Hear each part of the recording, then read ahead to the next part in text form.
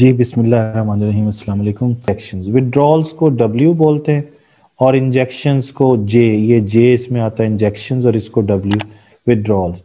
Withdrawals जो हैं उसका क्या मतलब है? विड्रॉल का मतलब है कि वो फंड्स जो कि सर्कुलर फ्लो से बाहर आ जाते हैं, यानी funds out of the circular flow of national income. वो फंड्स जो circular flow of national income से बाहर आ जाते हैं, ठीक है जी, उसे विड्रॉल्स कहते हैं। और वो फंड्स जो कि in the circular flow of national income, जो circular flow of national income के अंदर चले जाते हैं, in the circular flow of national income, और जो आउट हो जाते हैं उसको हम विड्रॉल्स कहते हैं, जो निकल जाते हैं। विड्रॉ का वैसे मतलब ये होता है निकालना, इंजेक्ट का मतलब होता है अंदर डालना। तो विड्रॉल्स और इंजेक्शंस दो चीजें समझनी है। विड्रॉल्स जो हैं उनको हम लीकेजीज भी कहते हैं, लीक हो जाता है, लीकेजीज भी कहते हैं। विड्रॉल्स को हम लीकेजीज भी कहते हैं। ये समझ आ गई? यानी जो funds circular flow of national income से बाहर आ जाएं उनको हम कहते हैं विड्रॉल्स, और वो फंड्स जो circular flow of national income के अंदर जाते हैं उनको हम इंजेक्शंस कहते हैं। अच्छा, अब ये बात समझिए कि फर्ज कीजिए, मैं एक एग्जांपल से आपको समझा देता हूँ कि यहाँ पर हाउस होल्ड सेक्टर है और यहाँ पर क्या है, यहाँ पे फर्म्स हैं।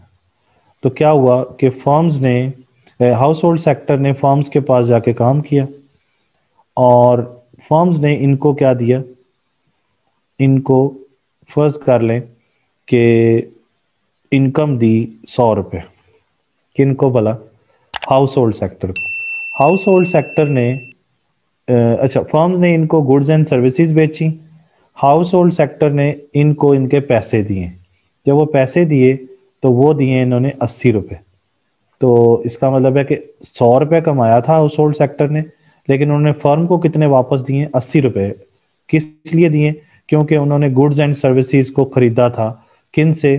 प्राइसेस की शक्ल में पे किया फर्म्स को, लेकिन इन्होंने एस कितना है 20, तो 20 रुपये बचा लिए। ये देखें, ये जो 20 रुपये इधर से निकल गए हैं, यानी अब 80 रुपये वापस इनके पास गए। तो 100 रुपये था, 80 रुपये वापस गया, तो 20 रुपये उसमें से निकल गया सेविंग के तौर पर। तो ये आउट हुआ है। तो ये इसे क्या कहेंगे? विड्रॉल्स कहेंगे। ये मैंने आपको एक थोड़ा एग्जाम्पल देके समझाया, ठीक है। अब आपने ये समझना है कि यानी जरूरी नहीं है, वहां पीछे तो हमने एग्ज्यूम किया था ना कि जितना इनकम होता है उतना ही एक्सपेंडिचर होता है, यानी इसमें कोई सेविंग नहीं होती। लेकिन यहाँ पे मैंने अब आपको करके दिखाया कि नहीं, जरूरी नहीं है कि जितना इनकम हो उतना ही वापस एक्सपेंडिचर भी हो। लेकिन सर्कुलर फ्लो में हमने उधर फर्ज किया था, इधर नहीं। तो इधर ये ज़हन में रखें कि जो एग्रीगेट डिमांड है, एग्रीगेट डिमांड अपना 2 सेक्टर इकोनॉमी के अंदर, 3 सेक्टर इकोनॉमी के अंदर, 4 सेक्टर इकोनॉमी के अंदर। तो हमने ये पढ़ा था y is equal to C plus I, फिर पढ़ा था y is equal to C plus S. इसको मैंने आपको बताया था एग्रीगेट डिमांड कहते हैं, इसको एग्रीगेट सप्लाई कहते हैं, ऐसे ही है ना। फिर इसी तरीके से मैंने आपको बताया था 2 सेक्टर के अंदर, 2 सेक्टर इकोनॉमी के अंदर एग्रीगेट डिमांड एग्रीगेट सप्लाई की इक्वेशंस। और इस तरह 3 सेक्टर के अंदर मैं बताया था y is equal to C plus I और जी, और इधर y is equal to C plus S plus T. तो ये एग्रीगेट डिमांड की इक्वेशन, ये एग्रीगेट सप्लाई की इक्वेशन, और ये दोनों किसकी हैं? ये तो 2 सेक्टर की थे ना, ये किसकी हैं? ये 3 सेक्टर के अंदर, 3 सेक्टर इकोनॉमी के अंदर, ठीक है ना जी। और फिर मैंने आपको 4 सेक्टर के अंदर भी बताया था कैसे होता है। तो ये y is equal to C plus I plus G plus X, और फिर y is equal to C plus S plus T plus M. तो ये एग्रीगेट डिमांड और ये एग्रीगेट सप्लाई, ये मैंने फोर्थ सेक्टर की बात की थी, फोर्थ सेक्टर इकोनॉमी। अब आप ये इक्वेशन समझ चुके हैं सबकी, यानी फोर्थ सेक्टर के अंदर भी, थ्री सेक्टर के अंदर भी और फोर्थ सेक्टर के अंदर भी, इन दोनों को हम क्लोज्ड इकोनॉमी कहते हैं, मैंने पहले भी बताया था। इन दोनों को हम क्लोज्ड इकोनॉमी कहते हैं, और ये जो है इसको ओपन इकोनॉमी कहते हैं। किसको भला? Fourth sector. तो इसमें आप जरा नोटिस कीजिए कि जो टू सेक्टर है, टू सेक्टर के अंदर जो इंजेक्शंस हैं और जो विड्रॉल्स हैं वो क्या क्या हैं? टू सेक्टर के अंदर जो इंजेक्शन है वो एक तो आई है, ये आई, और जो विड्रॉल है वो है एस मैंने अभी आपको विड्रॉल बताया भी था कि सेविंग 20 रुपए की यहां से निकल गई, जो निकल गई वो ये है, ये टू सेक्टर के अंदर है, ठीक है ना जी। अच्छा, अब थ्री सेक्टर के अंदर, ये मैं इधर यहाँ पे, सॉरी जस्ट अ मिनट, इसको मिटा दो यहाँ से। ये देखें, यहाँ पे लिख देते हैं, जे का मतलब है इंजेक्शंस और इसका मतलब है विड्रॉल्स। तो ये जो आपके सामने है ये टू सेक्टर के अंदर। अब थ्री सेक्टर के अंदर जब आप जाएंगे तो थ्री सेक्टर के अंदर आई, ये देखें थ्री सेक्टर के अंदर एक आई है और एक जी है, आई प्लस जी। और विड्रॉल्स कौन कौन से हैं? एस और ये टी, एस प्लस टी। तो ये थ्री सेक्टर के अंदर इंजेक्शंस और विड्रॉल्स, ठीक है ना जी। अच्छा, फोर्थ सेक्टर के अंदर देखें, फोर्थ सेक्टर के अंदर जो इंजेक्शंस हैं वो हैं आई, जी और एक्स।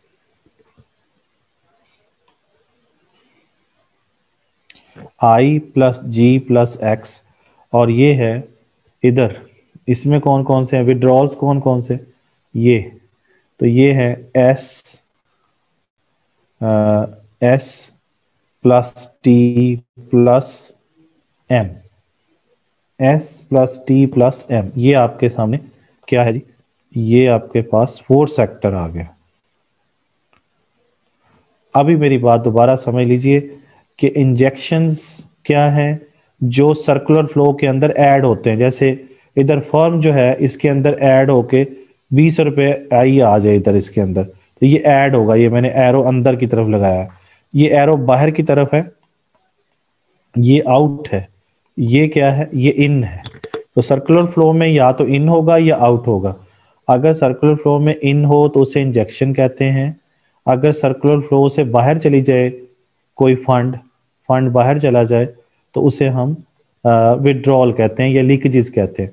और ये सेक्टर्स ऑफ द इकोनॉमी में आपने चेक कर लेना है कि टू सेक्टर में कितने इंजेक्शंस होते हैं। टू सेक्टर में एक इंजेक्शन होता है जी, ये इंजेक्शन एक है और विड्रॉल भी एक है।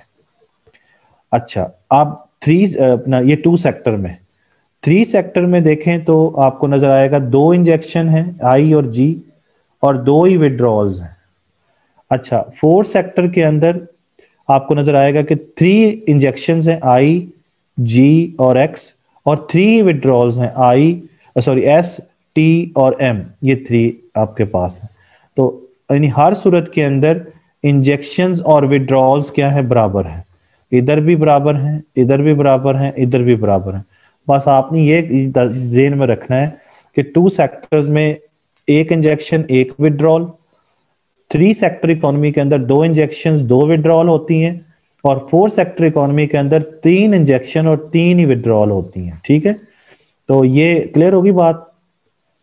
तो इसका मतलब ये है कि इन्वेस्टमेंट जो होती है किसी भी इकोनॉमी के अंदर इंजेक्शन का काम करती है, यानी वो circular flow of national income के अंदर ऐड होती है और वो नेशनल इनकम को बढ़ाती है।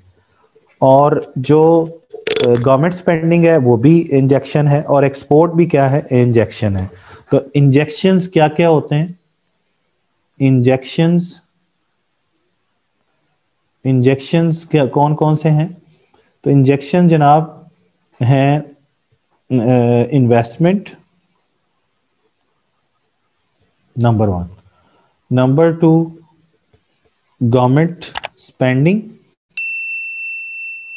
यानी ये आई, ये जी। और नंबर थ्री, एक्सपोर्ट्स। एक्सपोर्ट भी किसी भी इकोनॉमी के लिए क्या है? इंजेक्शन है। और जो विड्रॉल है, विड्रॉल्स, ये इंजेक्शंस थे। इंजेक्शंस को हम जे कहते हैं। और ये विड्रॉल्स पे बात कर रहा हूं, विड्रॉल्स को डब्ल्यू कहते हैं। और वो भी तीन ही है टोटल दुनिया में, एक, दो और ये तीन। एक को कहते हैं सेविंग्स, एस। दूसरे को कहते हैं टैक्सेस, टी। और इंपोर्ट्स, एम। जो बाहर से आप चीजें मंगवाते हैं वो इंपोर्ट, वो क्या है? विड्रॉल्स कहलाती। ठीक हो गया? ये अब आपने ज़हन में रखना है कि इंजेक्शंस कितने हैं और विड्रॉल कितने हैं। और टू सेक्टर में कितने इंजेक्शन होते हैं, कितने विड्रॉल होते हैं।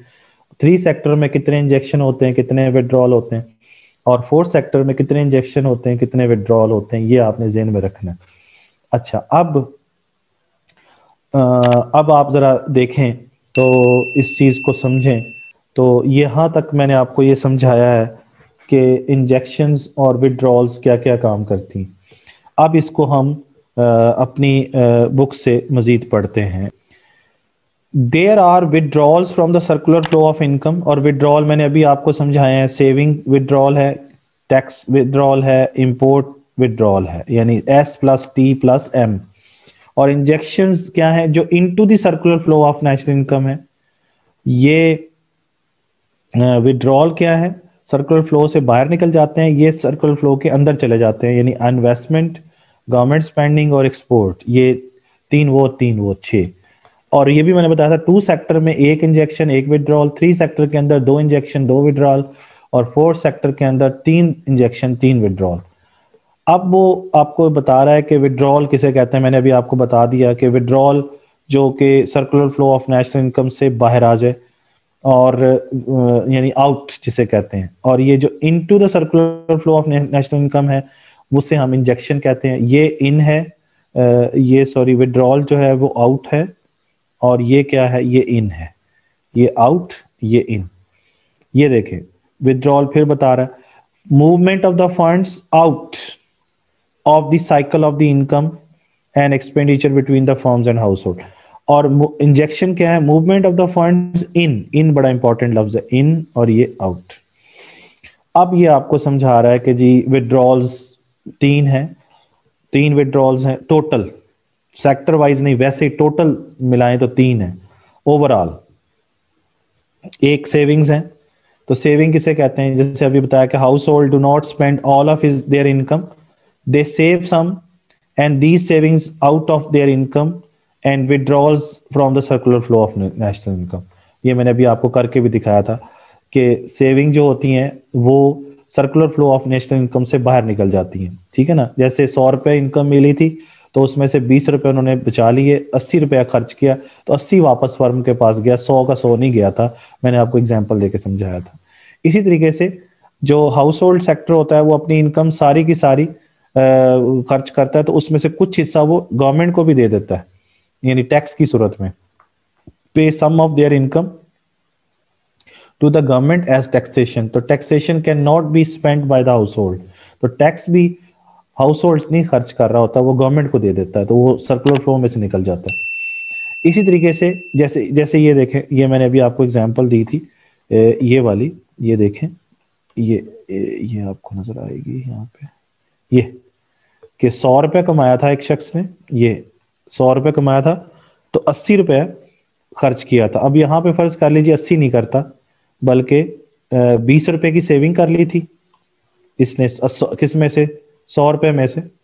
100 रुपए में से 20 रुपए की सेविंग कर ली। फर्ज कर ले 10 रुपए का टैक्स दे दिया, और फर्ज कर लें कि बाहर से भी कुछ चीजें मंगवा ली, 15 रुपए की चीजें बाहर से मंगवा ली, इंपोर्ट कर ली। तो ये 15 रुपए आपकी अपनी गुड्स एंड सर्विसेज पे खर्च नहीं हुआ, दुनिया की चीजों पे खर्च हुआ है, क्योंकि इंपोर्ट का मतलब है आपकी गुड्स एंड सर्विसेज पे खराजात नहीं, बल्कि फॉरेन गुड्स पे अखराजात किए हैं आपने। तो 15 रुपए उस पे किए, 10 रुपए आपने अपनी गवर्नमेंट को दिए टैक्स की सूरत में, तो 15 और 10 25 और 20 रुपए आपने खुद अपने पास रख लिए सेविंग। तो 25 20 और 10 30 और 40 और 45 रुपए हो गए। 45 रुपए तो निकल गए बीच में से, तो बाकी कितने बचे? 55। तो इसका मतलब है कि जो खर्चा फिर होगा वो कितना होगा? वो होगा 55 रुपए। तो ये देखें, अब वाई और सी जो है बराबर नहीं है, तो इसका मतलब ये है कि ये जो पैसा है ये आउट हो गया उसमें से, तो 55 वापस गया फर्म के पास। अब इस 55 में जो है वो आई जो है वो क्या है, वो इधर इन्वेस्टमेंट की शक्ल में आया। तो 55 जमा 20 ये दोनों जमा हो जाएंगे। तो उसके बाद फर्ज कर लें कि गवर्नमेंट ने स्पेंडिंग किया, जी भी ऐड होता है इधर। तो उसके बाद एक्सपोर्ट, बाहर के लोगों ने आपकी चीजें खरीदी एक्सपोर्ट, तो जी आई और ये आई, जी एक्स और आई, ये सारा क्या है, ये इन हो रहे हैं। और इनको अब फर्ज कर लें कि ये सारा एक्स फर्ज कर लें, 15 रुपए की आपने एक्सपोर्ट की और 10 रुपए का आपने गवर्नमेंट ने खर्चा किया, तो ये फिर 100 हो गया यहाँ पे आके। समझ गए ना बात? तो ये बाहर से जो चीज आ रही है वो एक्सपोर्ट आ रही है जो आपने किया, गवर्नमेंट स्पेंडिंग है जो सर्कल फ्लो के अंदर जा रही है, और इन्वेस्टमेंट जो है वो सर्कल फ्लो के अंदर जा रही है, इंजेक्शंस हैं जो बाहर से अंदर जा रहे हैं सर्कुलर फ्लो के अंदर। और जो सर्कुलर फ्लो से बाहर जा रहे हैं वो है सेविंग, टैक्स और इंपोर्ट। ठीक है ना जी? तो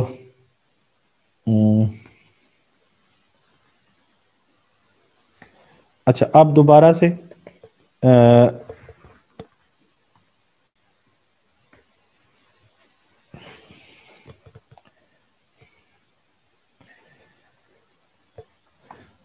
अच्छा जी, दोबारा से किताब में देखें इसी चीज को।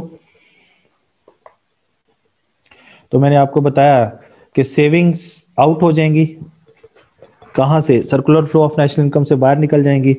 टैक्स भी दोबारा फर्म के पास खराजात की सूरत में नहीं जाएगा, बल्कि वो गवर्नमेंट के पास चला जाएगा। इंपोर्ट भी जो है ना वो आपकी अपनी चीज़ों पे खर्च नहीं होगी, क्योंकि इंपोर्ट का मतलब ये है कि आपने इंपोर्ट एक्सपेंडिचर तो है, लेकिन ये स्पेंडिंग ऑन इंपोर्ट एक्सपेंडिचर तो है, लेकिन एक्सपेंडिचर जो हम लोगों ने किया है या हमारी फर्म्स ने किया है दूसरी कंट्रीज की उसके ऊपर, चीज़ों के ऊपर। या इंपोर्ट का मतलब ये है कि payment of the import go to the firms in other countries, उन हमारे मुल्क की फर्म्स के पास नहीं जा रही, वो दूसरी फर्म की चीजों पे आपने खर्च किया, तो उन फर्म्स की पास चले गया वो पैसा, आपकी फर्म्स के पास नहीं गया। तो इसका मतलब ये है कि spending on imports therefore withdrawal of the funds of a country circular flow of national income, क्योंकि आपकी फर्म के पास तो वो पैसा वापस नहीं ना पहुंचा, बल्कि दूसरी ममालिक की फर्म्स के पास चला गया। तो ये तीनों जो हैं, सेविंग्स, टैक्सेस और इंपोर्ट जो है, ये क्या है? ये विड्रॉल्स हैं। ठीक है ना जी? ये छोड़ दें। अच्छा, इसके बाद आगे चलें तो इंजेक्शंस क्या हैं? इंजेक्शंस को जे भी कहते हैं। ये क्या है? ये आपकी सर्कुलर फ्लो के अंदर जा रही हैं चीजें।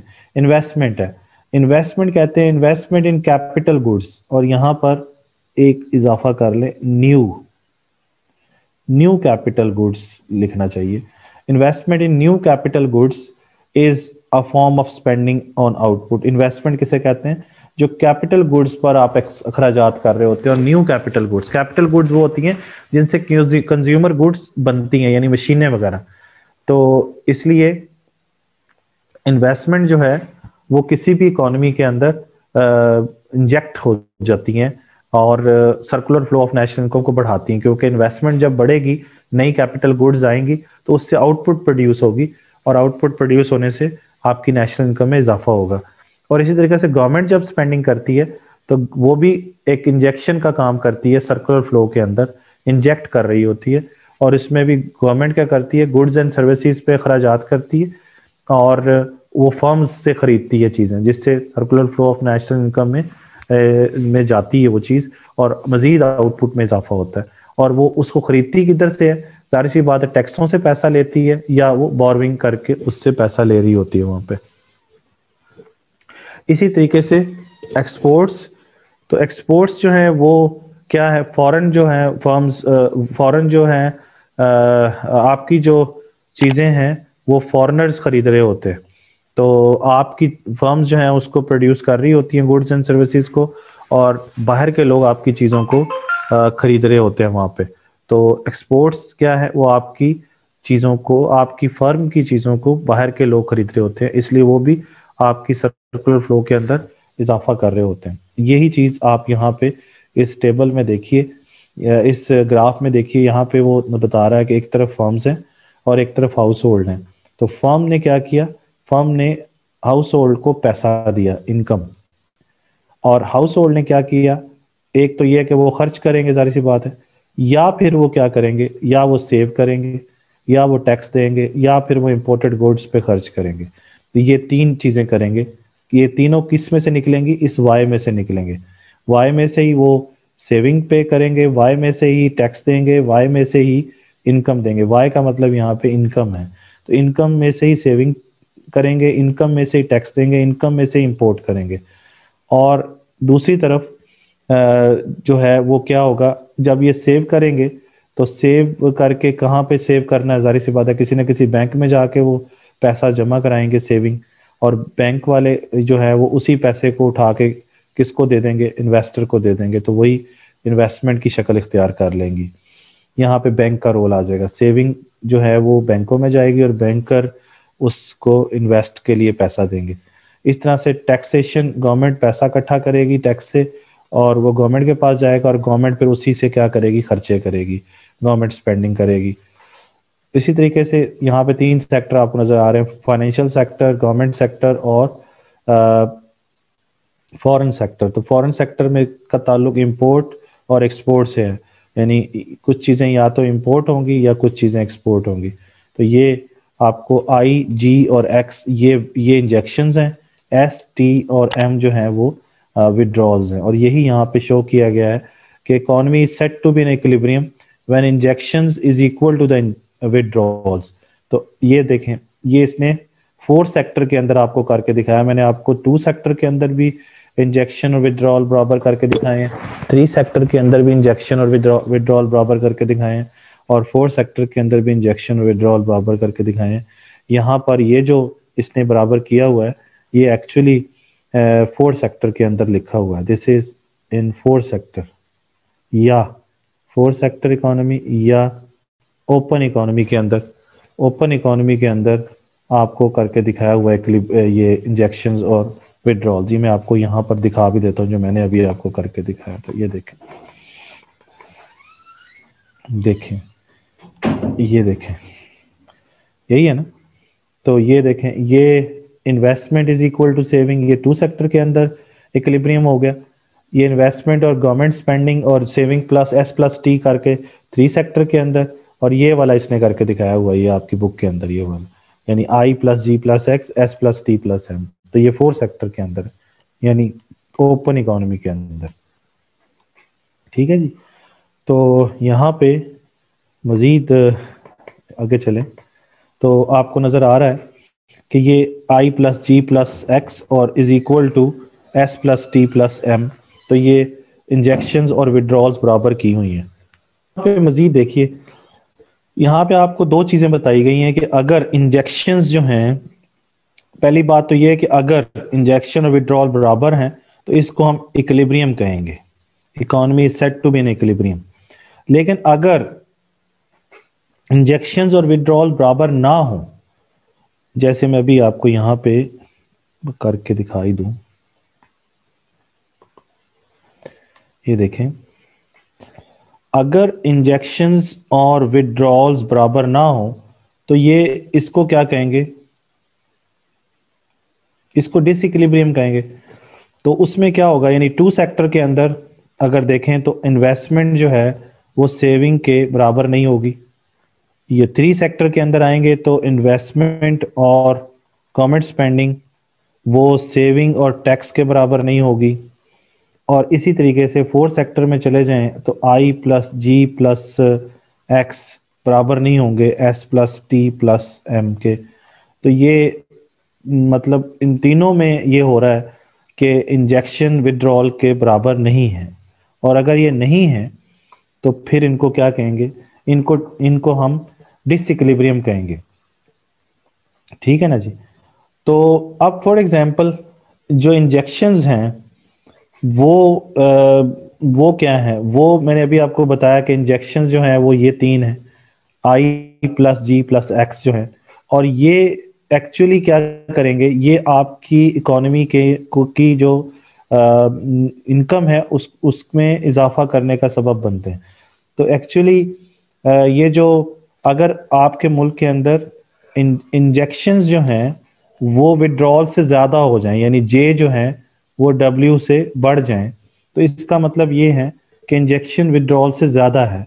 तो इंजेक्शन अगर विड्रॉल से ज़्यादा होगा तो आपके मुल्क के अंदर नेशनल इनकम जो है वो बढ़ेगी।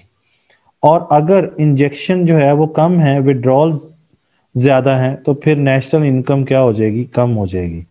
क्योंकि इंजेक्ट ही कम हो रही है चीज़, तो नेशनल इनकम कैसे बढ़ सकती है।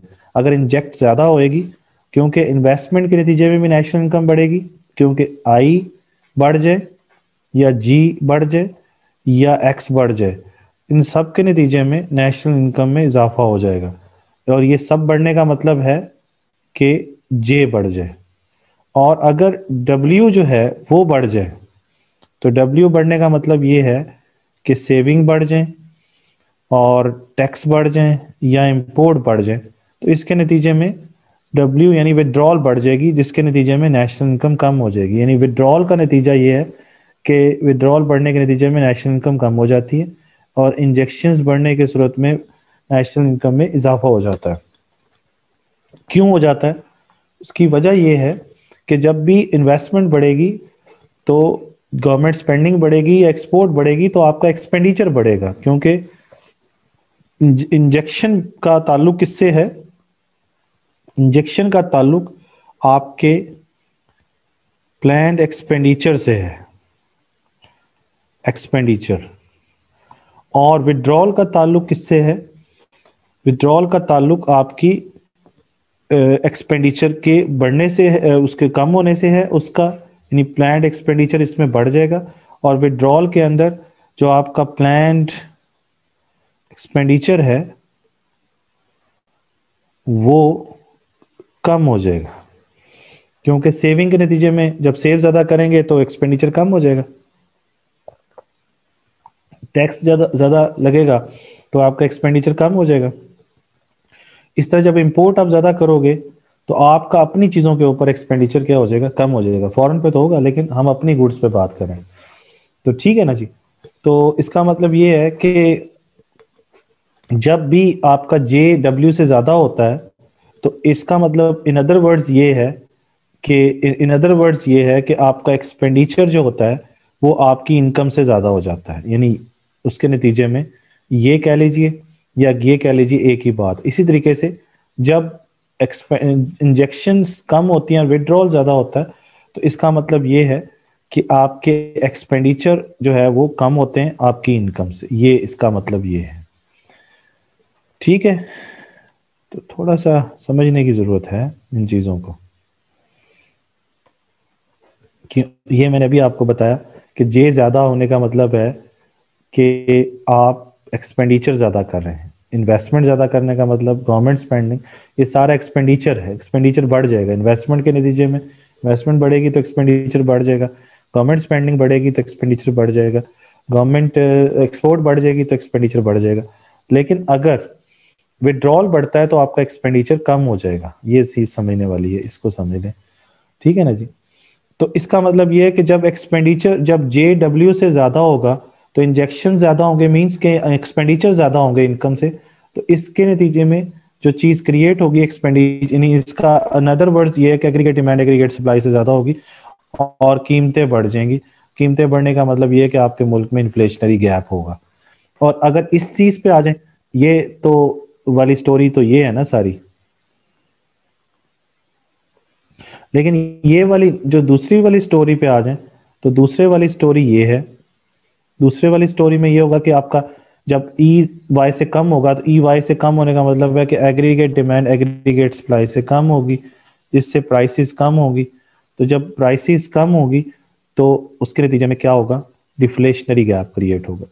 तो ये कह लीजिए, ये कह लीजिए, ये कह लीजिए या ये कह लीजिए, इसका नतीजा यही है कि डिफ्लेशनरी गैप। और इसका नतीजा क्या है इन्फ्लेशनरी गैप, कि जब भी इंजेक्शन ज्यादा होगा मींस एक्सपेंडिचर ज्यादा होगा, और एक्सपेंडिचर ज्यादा होगा तो फिर इन्फ्लेशनरी गैप होगा।